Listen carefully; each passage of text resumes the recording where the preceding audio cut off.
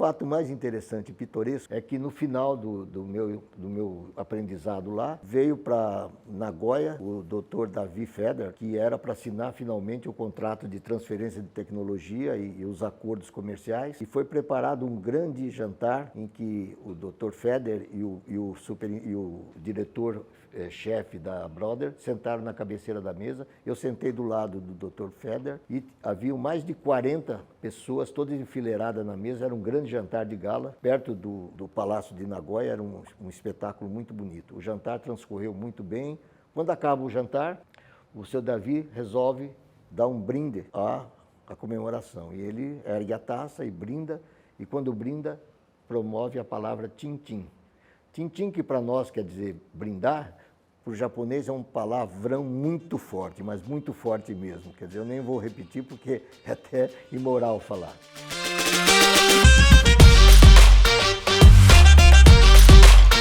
Eu sou Júlio Albertoni, engenheiro aeronáutico formado pelo ITA em 1965. Nasci em Marília em 1941, portanto eu tenho 81 anos e, no entanto, ainda eu continuo empreendendo e desenvolvendo novos projetos. Atualmente estamos desenvolvendo um projeto para criar uma comunidade universitária. É um projeto bem abrangente que no futuro vocês vão poder entender melhor. Mas eu vou falar um pouco da minha história para poder entender o contexto. Eu nasci em Marília e fui fazer o ginásio num colégio de padres, com uma educação muito rígida. Inclusive, a gente naquela época estudava latim, e eu tinha que, se a aula fosse primeira aula de latim, eu tinha que, inclusive, rezar em latim. Dessa formação rígida, foi também amparada pela minha família numa conduta bem severa de economia e de estudo. Aí fui fazer o científico, que na época se chamava isso, no ginásio estadual, onde já começou a aparecer um pouco da minha iniciativa de empreendedor. Me tornei o presidente do centro acadêmico e incentivei muitos alunos e colegas a começar a trabalhar em desenvolvimento de certas atividades sociais.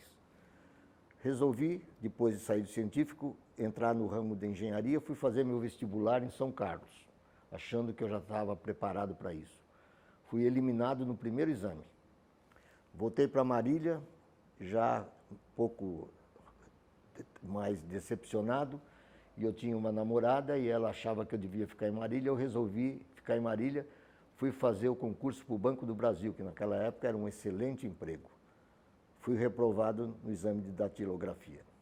Conversando com meus amigos que vir para São Paulo fazer o cursinho, resolvi vir para São Paulo e fazer o cursinho no Anglo Latino para estudar, para fazer os vestibulares de engenharia. A vinda para cá foi um pouco tumultuada, porque minha família era de classe média, mas para manter-me em São Paulo era um grande sacrifício. No entanto, eu fui morar num estúdio com 6 colegas, nós tínhamos 3 beliches lá dentro e um banheiro, e 3 estudavam e 3 trabalhavam, que eram de Marília também. Mas a vida aqui em São Paulo se tornou, de uma certa maneira, muito fácil para mim, quer dizer, era sem fazer nada, era só estudar, e o prédio que eu fui habitar tinha 150 apartamentos, dos quais uns 40 era habitado por pessoas que, por esse prédio ser na Liberdade, trabalhavam à noite nos bares e nas boates. E tinha umas 40 apartamentos que eram habitados por moças que trabalhavam na noite. Era um fato interessante. Elas não eram prostitutas, elas eram bailarinas que iam para essas boates, dançavam e tinha um cartão que era picotado e se pagava por minuto que dançava-se com ela. E durante a tarde elas não tinham o que fazer, eu acabei ficando amiga de várias delas e elas vinham para o meu apartamento para a gente jogar baralho, conversar. Aí, dessa forma, praticamente abandonei o cursinho.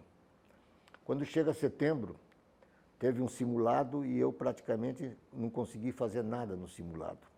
Nessa época, meu pai veio para São Paulo e tivemos uma conversa muito franca. Ele falou: olha, eu não tenho condição de te manter aqui em São Paulo, você aproveita porque essa é a única bala que você tem. Aí eu resolvi cair na consciência, parei de ir ao cursinho, peguei as minhas apostilas desde o primeiro dia e fiz um trabalho intensivo de recuperação. Eu começava a estudar às 6 horas da manhã até o meio-dia, parava do meio-dia às 2, almoçava e dormia. Às 2 eu começava e ia até a meia-noite. Isso aí foi trabalho de setembro até outubro. No começo de novembro eu fiz o simulado, já estava emparelhado com o cursinho. Aí eu resolvi continuar atendendo as aulas do cursinho. Vem o vestibular, eu prestei vestibular no Mackenzie e na FEI, passei muito bem nas duas, e também era um problema só de preparação, porque nós não teríamos condição de me manter estudando em São Paulo em escolas pagas. Mas era uma preparação para o exame do ITA. Aí eu entrei no ITA em 1965, no início, e fui viver em São José dos Campos, no ITA. O ITA hoje é conhecido praticamente por ser um lugar difícil de entrar, um vestibular muito rígido, muito duro, mas na realidade, além disso, a maior informação que a gente tem no ITA é a formação principalmente do caráter, porque lá era desenvolvido um princípio de educação consciente em que o aluno aprendia a ter respeito e ser decente e ético. Então, por exemplo, a gente tinha que fazer as provas e podia levar a prova para minha casa, e a prova eu não podia consultar os livros, e a gente fazia isso, e aliás todos os alunos do ITA faziam isso. Então o ITA, além de ser uma instituição dessa forma, ela formava gente com princípios bem rígidos. O ITA era uma escola em que a gente morava dentro da escola e os professores também dentro da escola. E a gente tinha toda a atividade lá dentro, serviço médico, alimentação, tudo por conta do governo. E foi um grande incentivo, e lá que começa a nascer as grandes empresas, inclusive onde nasceu a Embraer, e também toda essa parte de tecnologia que hoje é desenvolvida no Brasil, basicamente começou lá no ITA.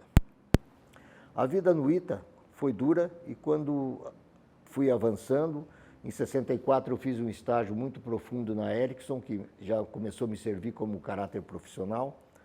Em setembro de 64, eu tinha uma noiva em Marília, resolvi casar em setembro, ainda cursando a escola. Aí tive que sair, morar fora da escola, aí eu fazia a faculdade nesse período e morava fora com a minha esposa, que era professora. Então ela tinha o suprimento adequado e eu, com o que ganhava um pouco na Ericsson, também se mantinha. Mas no fim do ano de 64, existia uma viagem que tradicionalmente os alunos do ITA faziam para visitar as grandes fábricas da Europa. E a gente vai para a Europa e a gente fica 2 meses visitando as principais empresas europeias. Quando eu volto, eu começo um estágio muito interessante na Eaton e serviu também para desenvolvimento do meu trabalho de formatura, onde eu apliquei todo o processo de produção de PERT CPM, que inclusive ajudou bastante no processo industrial da Eaton na época. Nesse momento, já no fim do ano de 65, a minha esposa fica grávida e estava dando aula em Jacareí. Então eu mudei para Jacareí e aí também eu comecei a dar aula à noite em Jacareí. Quer dizer, eu completava o meu curso de manhã e dava aula à noite. Antes da minha formatura, um pessoal da Eugin, de Mogi das Cruzes, Eugin era fábrica de máquina de costura e compressores de geladeira naquela época, vieram para o ITA escolher 3 alunos para ir trabalhar na Eugin em Mogi. Nós fomos os 3 do ITA para lá e os outros 2, depois de um certo tempo, foram embora e eu permaneci em Mogi durante 7 anos trabalhando na Eugin, começando como estagiário e saí lá como diretor industrial. Nesse período também aproveitei e me aproximei da Universidade de Mogi das Cruzes, onde eu passei a dar aula, e também na Faculdade Brás Cubas também passei a dar aula. Foi um período bem intenso que eu trabalhava o dia todo e dava aula à noite, mas foi muito produtivo porque eu consegui já ter um padrão de vida médio melhor. E meus filhos nasceram nessa época. Durante esse período da Eugin tem histórias interessantes. A Eugin era uma empresa que estava em evolução e tinha muitas viagens para a gente ir procurar produtos e desenvolver produtos no exterior. Uma delas interessante, aliás, é que eles fizeram um acordo com a Brother no Japão e iam desenvolver um projeto de uma máquina de costura, mas muito avançada, chamada Eugin Genius. E eu fui designado para ir trabalhar no Japão para aprender o processo de produção dessa máquina. E eu fui para o Japão, para Nagoya, e fiquei lá por 2 meses trabalhando na empresa da Brother, estudando e preparando isso. Isso, minha gente, era no ano de 1970, quer dizer, não existia televisão em inglês, lá era só em japonês, então o que eu podia fazer era, no início, ler todos os livros que eu tinha, e no fim era um desespero, porque os dias não passavam, principalmente os fins de semana, era uma tortura, porque porque não tinha com quem conversar, só fora da indústria, ninguém falava inglês. Mas, de uma certa forma, foi bom para a minha formação.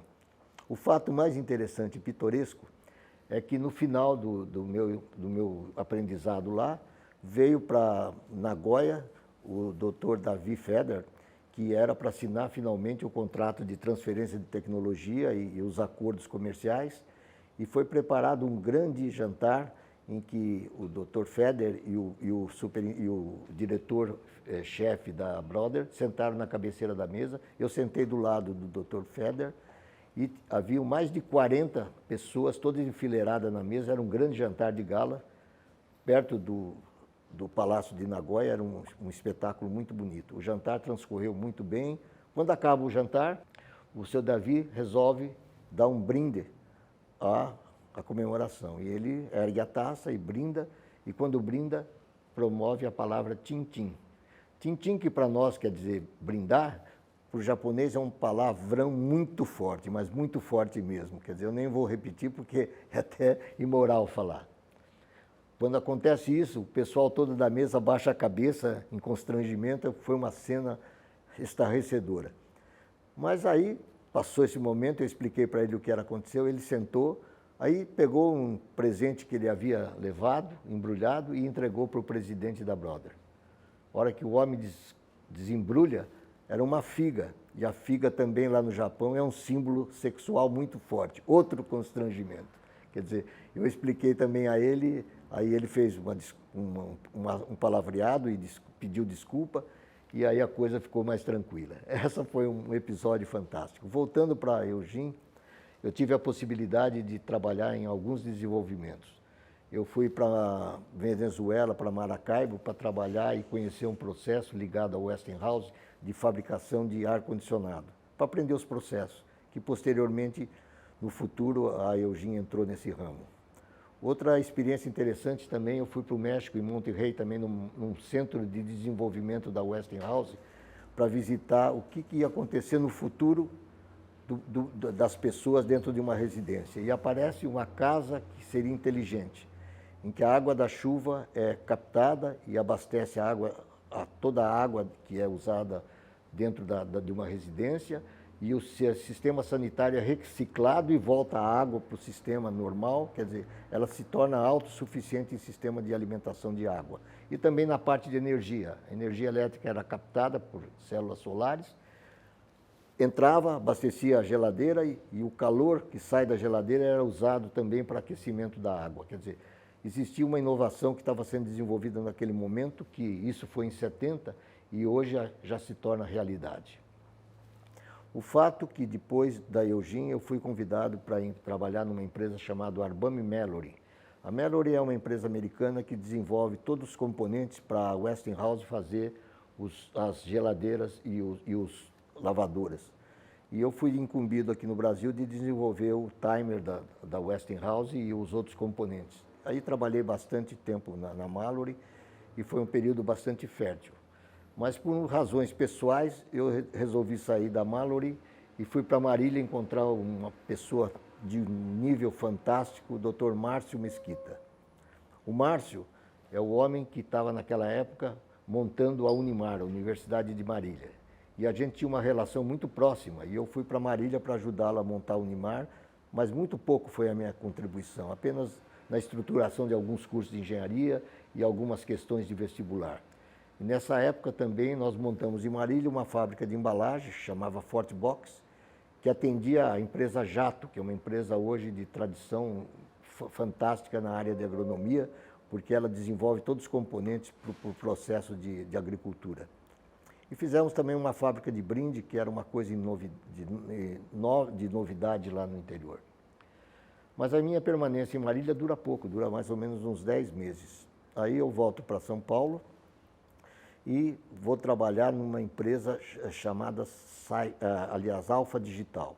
Por que eu fui para a Alfa Digital? A Alfa Digital era uma empresa instalada em Manaus, com sede em São Paulo, e o dono dela era o seu Joseph Feder. Era o homem que me ajudou muito dentro da Eugene, porque ele era dono também da Eugene, eram 3 sócios na Eugene, e ele sai e forma a Alfa Digital. A Alfa Digital era uma empresa pioneira E esse homem era de uma visão fantástica de mundo, insustentável. Quer dizer, é uma coisa impressionante a visão que esse homem tinha. Ele tinha mais de 80 anos e frequentava as aulas da USP como ouvinte, para se manter atualizado e conversando com gente jovem. Esse homem foi o meu grande mestre.